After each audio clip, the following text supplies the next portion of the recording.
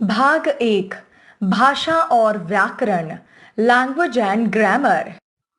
ऊपर के चित्र को देखकर हम अनुमान लगा सकते हैं कि जब आदि मानव के पास आज की तरह अपनी कोई विकसित भाषा नहीं थी, तब वो अपने मुंह से अनेक प्रकार की आवाजें निकालकर विभिन्न इशारों और संकेतों के द्वारा अपने भावों को व्यक्त करता था। धीरे धीरे उसके द्वारा उनमें से कुछ आवाजें निश्चित वस्तुओं और क्रियाओं के लिए प्रयोग में लाई जाने लगी। आगे चलकर ये आवाजें अर्थपूर्ण होती गईं और अपनी बातों को स्पष्ट करने के लिए पत्थरों और चट्टानों पर भी कुछ संकेत चित्र बनाए जाने लगे। इसी प्रकार इन अर्थपूर्ण आवाजों से मौखिक भाषा और संकेतों तथा चित्रों से लिखित भाषा विकसित होती चली गई। मनुष्य ही नहीं, पशु पक्षी भी तरह तरह की आवाजें निकालकर आपस में बातें करते हैं, किंतु हम उन्हें समझ नहीं पाते और ना ही उनसे भाषा की रचना की जा सकती है। इसीलिए मनुष्य ही एक ऐसा प्राणी है जो भाषा का प्रयोग करता है। अपने विचार एक दूसरे तक पहुंचाने के माध्यम को भाषा कहते हैं। भाषा के रूप। भाषा के दो रूप होते हैं, मौखिक ओरल व लिखित रिटर्न।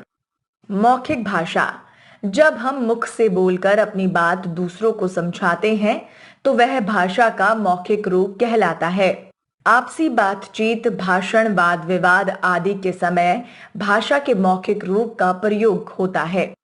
लिखित भाषा, जब हम लिखकर अपने भाव और विचार दूसरों तक पहुंचाते हैं तो यह भाषा का लिखित रूप कहलाता है। पत्र, समाचार पत्र, पत्रिकाएं, पुस्तकें आदि भाषा के लिखित रूप के प्रयोग हैं।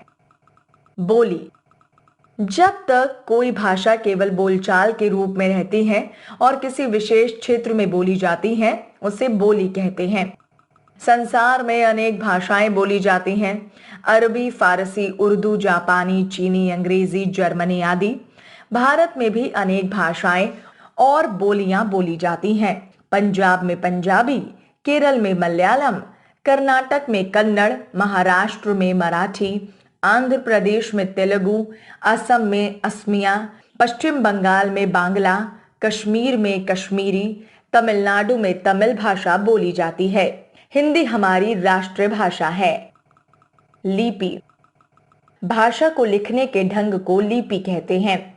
बोली जाने वाली ध्वनियों के लिए जो चिन्ह निश्चित किए जाते हैं, उन चिन्हों को लिपि कहते हैं।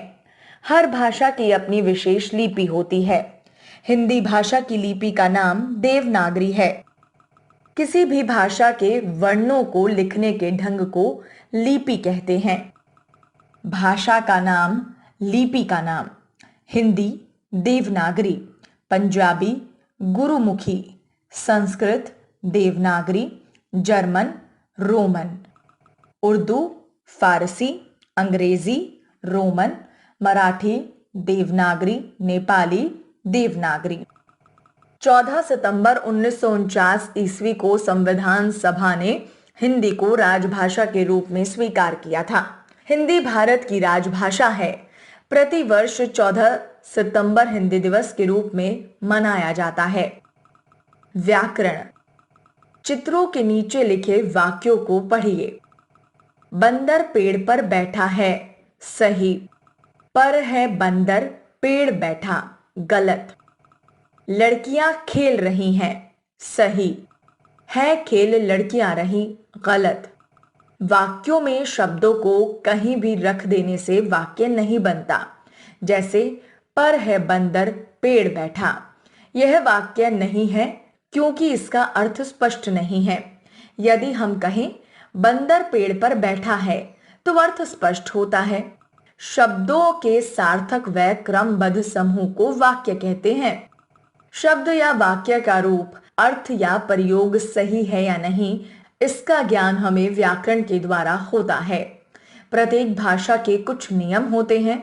इन नियमों को पालन करने से ही भाषा शुद्ध बोली या लिखी जा सकती है। व्याकरण हमें इन नियमों की जानकारी देता है। अंततः हम कह सकते हैं, व्याकरण वो शास्त्र है जो किसी भाषा को शुद्ध रूप से बोलना, लिखना और पढ़ना सिखाता है। व्याकरण का ज्ञान ना होने से भाषा के प्रयोग में अनेक प्रकार की अशुद्धियां हो सकती हैं। भाषा के शुद्ध प्रयोग के लिए व्याकरण का ज्ञान होना अति आवश्यक है। हमने सीखा, भावों और विचारों के आदान प्रदान का माध्यम भाषा कहलाता है। भाषा के 3 रूप होते हैं, मौखिक, लिखित और सांकेतिक। एक विशेष क्षेत्र में बोली जाने वाली भाषा बोली कहलाती है। भाषा के लिखने के ढंग को लिपि कहते हैं। हिंदी की लिपि देवनागरी है। 14 सितंबर 1949 ईस्वी को संविधान सभा ने हिंदी को राजभाषा के रूप में स्वीकार किया। 14 सितंबर को हिंदी दिवस मनाया जाता है। व्याकरण भाषा के शुद्ध रूप का ज्ञान कराता